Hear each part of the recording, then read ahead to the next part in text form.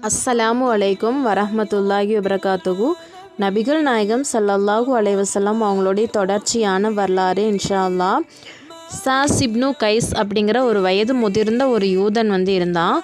அவனுக்கு முஸ்லீம்கள் அப்படின்னு சொல்லிச்சுனால அவனுக்கு அதிகமான பொறாமையும் குரோதமும் வச்சுருந்தான்.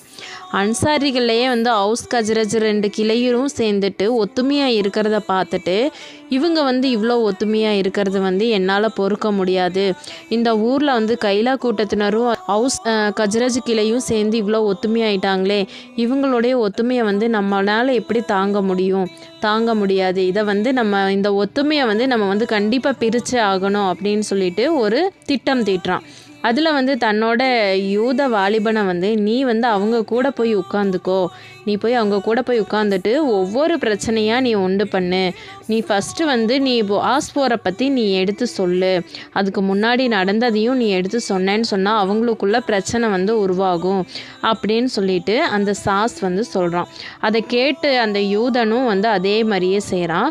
அவங்க என்ன எதிர்பார்த்து அந்த பிரச்சனையை உண்டு பண்ணுறாங்களோ அவங்க எதிர்பார்த்த மாதிரியே நடக்கவும் செய்யுது.